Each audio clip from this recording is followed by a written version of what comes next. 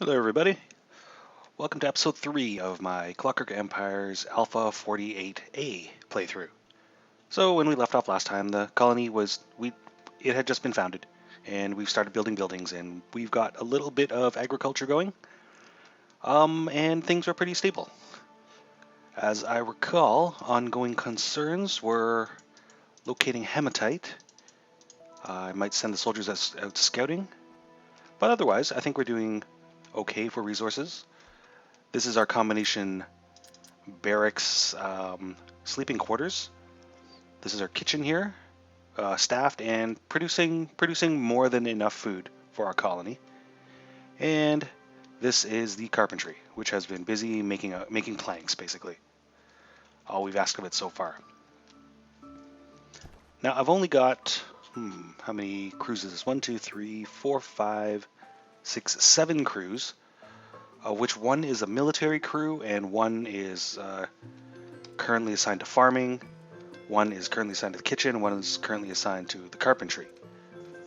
So that leaves only 3 crews without a specific assignment, and those are the crews that will do things like hauling and quarrying rock and chopping down trees. That's an important thing to keep in mind as the colony grows, because those tasks, although they don't require a specific assignment, they get done by whatever crew happens to be free at the time. They're vital to basically keeping the raw materials flowing into your colony so stuff can get built. Basically, never ever assign every single one of your crews. Always leave at least 1 or 2 free to do. I would consider it kind of the overhead of being a colony. And what's going on here? I've got 2 workers. 2 workers have arrived. And an aurochs just wandered into town. Turn off the walls. There we go. That aurochs gave us 3 steak. On top of our existing 10 steak? Wow. Or did he give us 10? Because I don't think we had any before. Oh, we did. Yeah, so we had 7 steak out here. Which, nobody's hauled back yet. Neat thing we discovered last time was that there is a potential gold mine up here. Up amongst these creepy non-reflective black cubes. Still, gold is very valuable. I am willing to risk the lives of my colonists for my personal enrichment. So we've got plenty of logs. We're okay for stone blocks. I mean, this quarry will eventually run out, but actually we've got this one here. Okay, plenty of rock. I am going to start sending out the military on short jaunts to see maybe I can stumble across some hematite.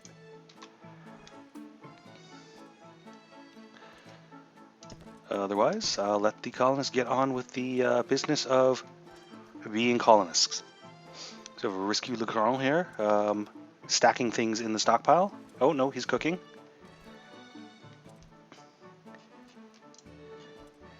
Mr. Meow, rushing off to survey the wilderness for me. He stumbled across malachite, but I need hematite. Let's have you survey up here too. Now I do have space. I do have 2 more cots. And for the sake of placing them, I'm going to put them here in the kitchen. And then I'm going to give the kitchen some windows to offset the decrease in conditions. So we can see the workshop quality of the kitchen is currently 0. We have exactly as many decorative items as we have functional modules. By putting in the 2 beds, that would impose a total -2 to the quality. And by putting in 2 windows, that will impose a +2 to the quality. So the kitchen will remain neutral. Oh, hi Dunia. Hi Dunia is building windows in my kitchen. Good on you. Listen to the sound of hammering boards. What are those? Did they find anything? Nope. Still more clay and stone. All well and good. Alright, let's see what's off in that direction. We'll check on you fellows in a bit. What I should probably do is build a naturalist office, which will enable a naturalist to go and survey those nodes himself. The office can be pretty small. It needs to contain no functional modules. So to save resources, it's quite tiny. I don't think any of these suggested modules even function inside the naturalist office, but I'm going to give them a chalkboard anyway. Now the chalkboard is a module that must be constructed in the carpentry, so I am going to queue one up here. And when that's done, I'll have a naturalist, and he can look for hematite for me, and looks like my soldiers found coal. And when I have a naturalist, then wait a second. Then I don't have to use my soldiers to scout. Bandits have arrived. There are 3 bandits somewhere. What is our bandit policy going to be? Just tolerate them or shoot them on sight? I'm going to say shoot them on sight. We have plenty of guns, and in a pinch, I will be able to Shanghai more of my colonists into the emergency militia.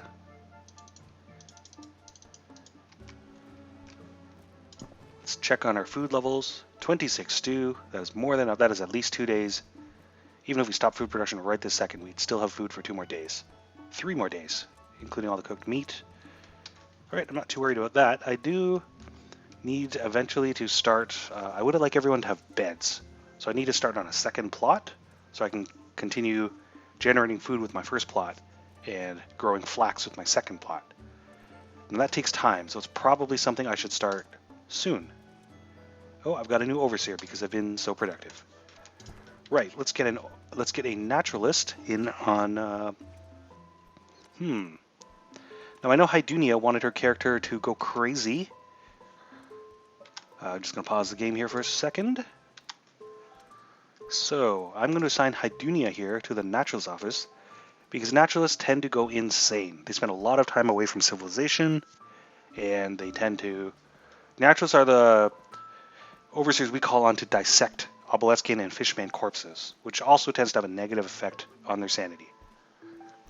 Hydunia, now the naturalist does not need a worker underneath her. So I'm going to reassign your worker here. There we go. Hope you like your new job, Hydunia. And where are my soldiers? What are you doing up here? Oh. Bones.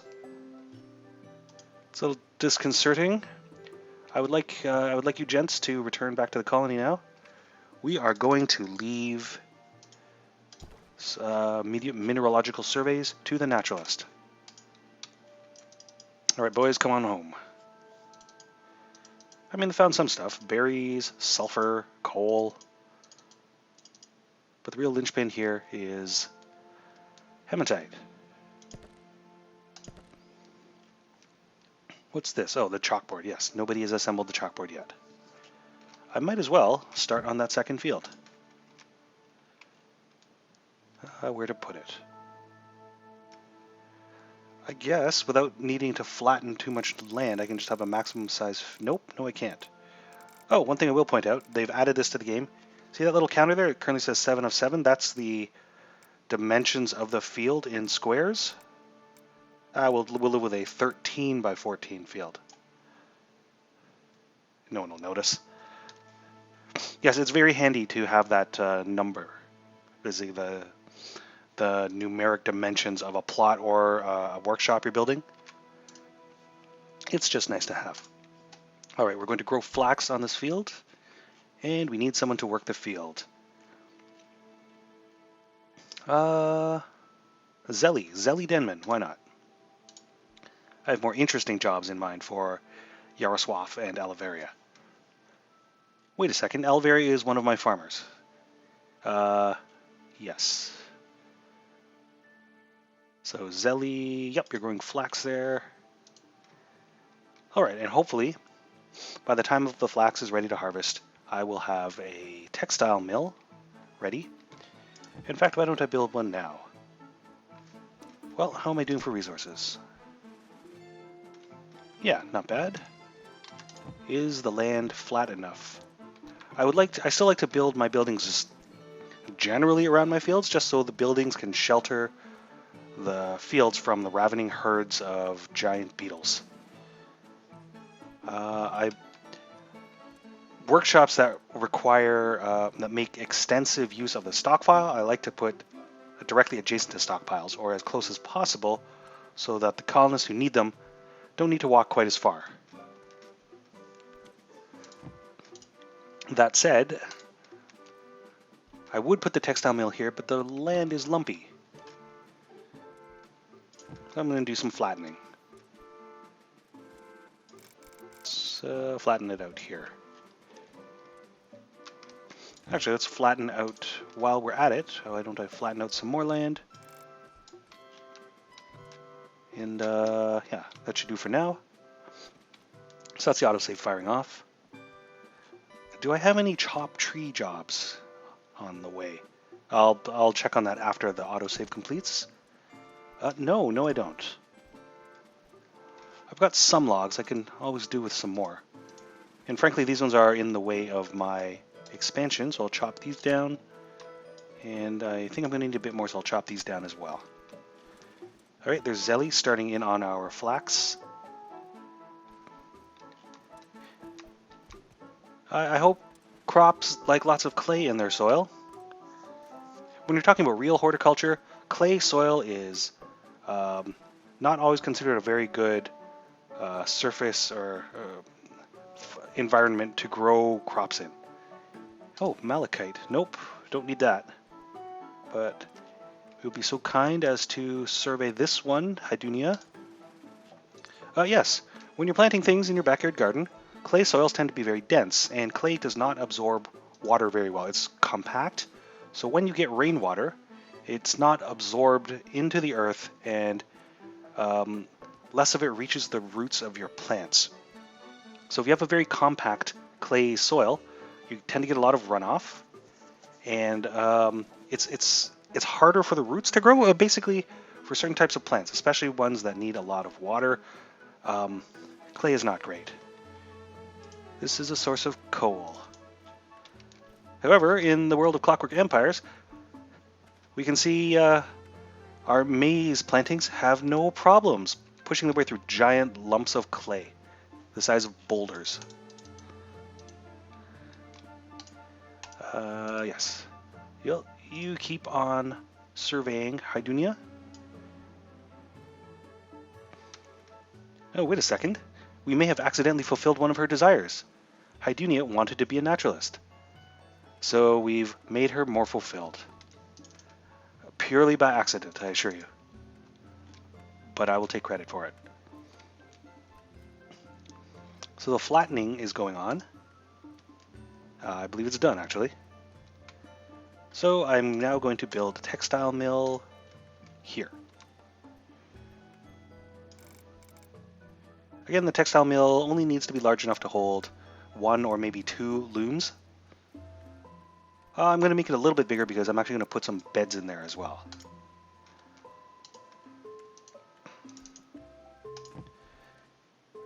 I guess they're not looms, they're just generic workbenches. I like to think they're looms.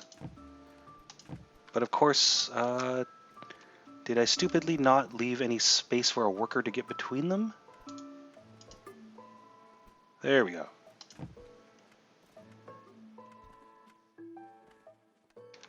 Hydunia has located cephalerite, used to make tin, used in more advanced industrial processes, although again, not relevant right now.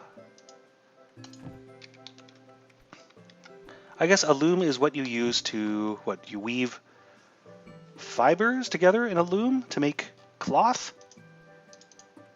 I think. Oh, hematite. Huzzah! Coal. I think if I build a mine up here, that'd be awesome. I get chalk and coal and hematite. Good job, Hydunia. Just so I remember where the heck this is, I'm actually going to put a small wait a second. Put a small stockpile. Up here. Just as a mental reminder that there is a source of hematite here. Don't want anyone ever putting food there. In fact, I only want them to put mined goods there. So I guess... no tools, no other. Well, I guess other is a pretty broad grab bag. Raw resources, no refined resources. I'm still not sure if cubes of rhyolite count as building materials or raw resources.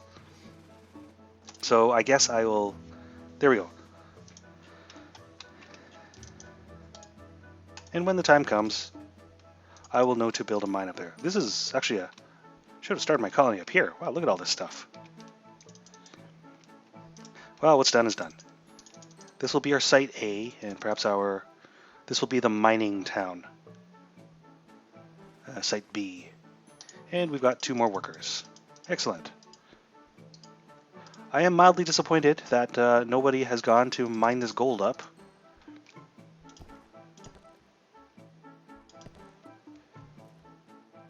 Or in fact, finished building these futuristic modules. What's going on, guys?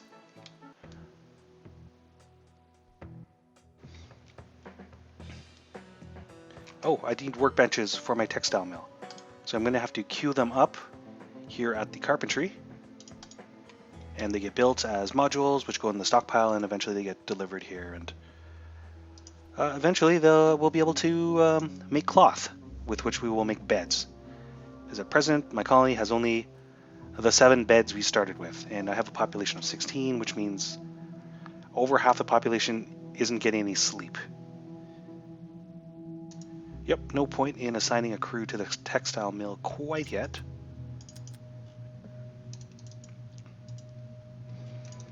Well, since I've got no other major products or major projects underway, I'm going to start plotting out the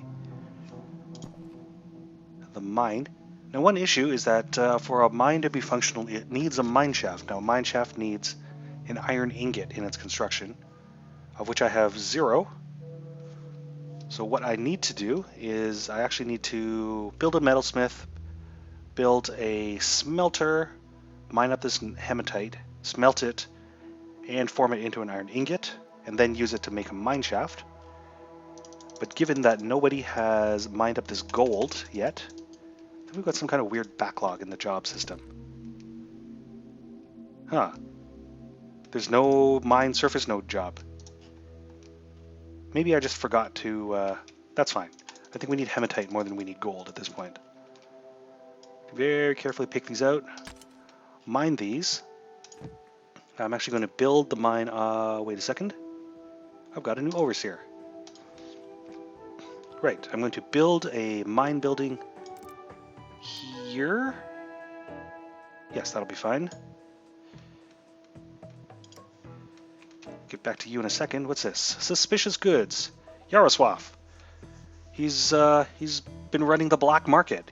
He wants to donate some goods that he claims fell off the back of an airship. I think we're doing fine without accepting possibly stolen goods. Shame on you, Yaroswaf. I'm going to refuse. Now then, back to the mine shaft. Any good mine shaft needs a door.